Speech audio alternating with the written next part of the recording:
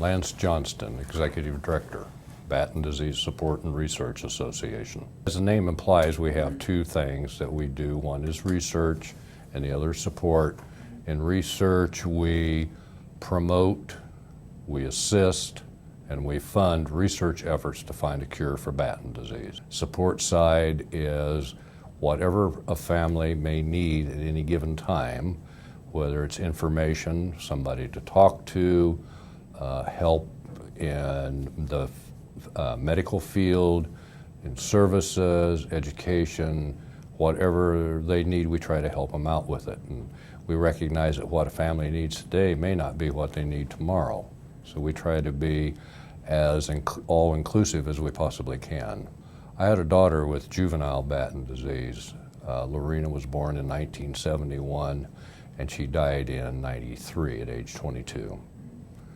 I became involved with the organization in 1988 and was involved right from then. In 1995, I took the position of director.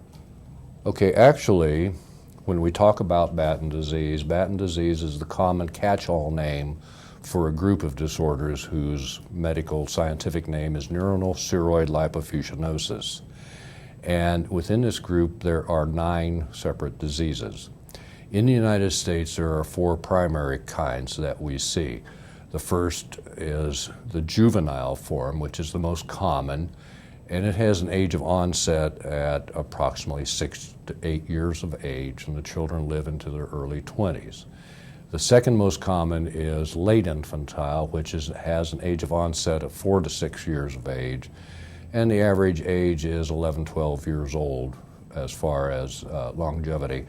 Then the next most common one is infantile, which has an age of onset of 6 months to 2 years, and they will live to be around 9 or 10 years old. And the last one is adult onset form, which also goes by the name of Cuff's disease. And it has an age of onset anywhere from the late 20s to the mid-30s, and they usually will live to be around 50 years of age. All of the diseases have the basic same hallmarks. They have the blindness, they have the seizures, they have the loss of mobility, the loss of the ability to speak, the loss of the ability to eat and drink, and they're all terminal. There are 5 other forms of the disease. There is a variant late infantile, which has been identified in the United States. The other forms have not yet been identified in the United States, have been identified in various parts of Europe. The disease as a group, Batten disease or neuronal ceroid lipofuscinosis, has been identified worldwide. It knows no boundaries. It has crossed into all religions, all races, and all continents. It's been identified throughout Asia. It's been identified in Africa.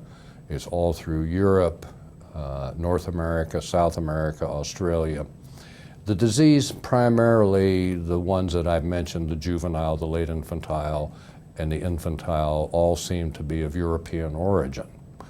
But we have families here in the United States who are Hispanic, African Americans, people from the Mideast, just all races and religions. We have found this disease now.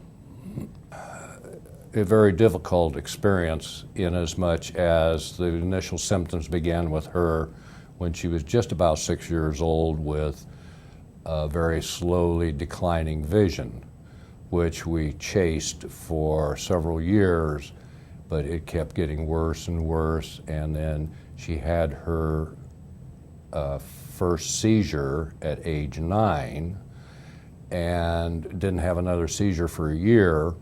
She was having some difficulties in school, which we thought was attributed to the vision problems.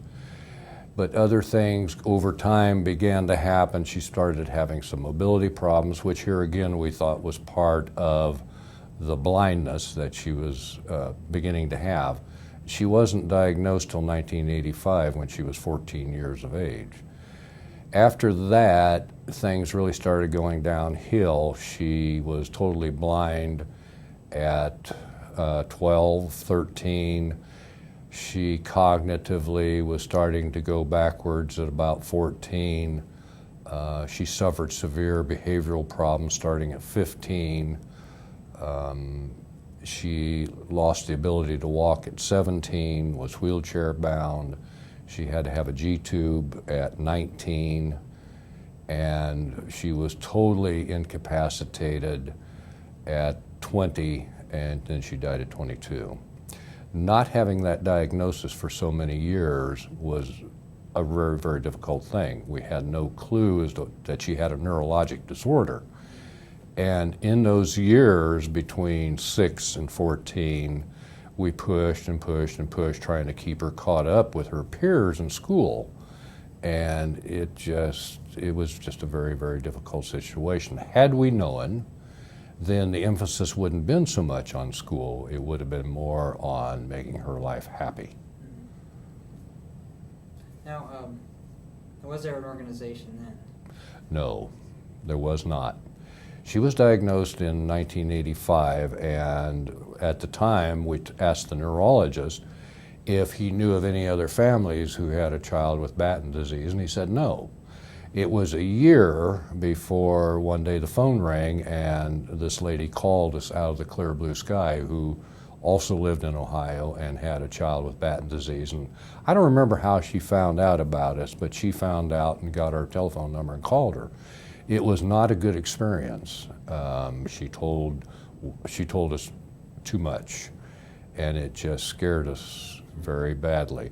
So then it was another year that passed before we finally found another family that we felt comfortable talking to. Then this organization started in '87, and we got involved early in '88 when we found out about it. And once we got involved with other families, then it really helped us to get through life. And in the years since then, my wife and I have worked to make this organization a family type of an association where people will be comfortable coming in and talking with other families. We've worked hard to build up the amount of information that we had available, because when Lorena was diagnosed in 1985, there was no information available. What little bit was available at the time was strictly medical and scientific, and we couldn't understand it. So today we have a number of publications that are written in layman's terms that parents can readily understand and are able to get good information from. We also have a good website that is easily accessible. So we have built this organization to be a family-friendly organization that provides a lot of information, a lot of assistance. Yeah, let's see. 85, 2006, been 21 years since she was first diagnosed and we heard about Batten disease. The organization started in '87, we got involved in '88. I've been as director for 10 years now. And what have you seen in those 10 years? Oh, in the 10 years, it's really been amazing. This disease was first identified in 1826, and there was really nothing done as far as research or anything until the early 1900s, and then people started looking at it a little closer. But it was not actually determined to be a disease of its own. It was thought to be part of the Tay-Sachs disease, and it was not determined to be a disease of its own until the 1950s. And there actually was almost no research being done until the late 80s, early 90s.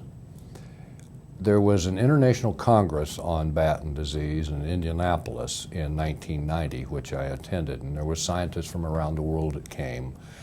And I look back at that meeting in 1990, and looking back just 16 years ago, it makes me realize they really didn't know anything about the disease.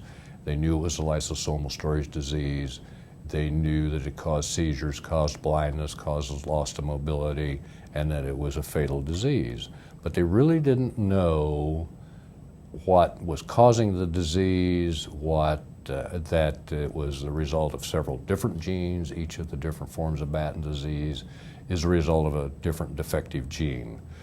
Now, in 1995, the identification of the first gene, which was juvenile, followed the same year by the gene for infantile.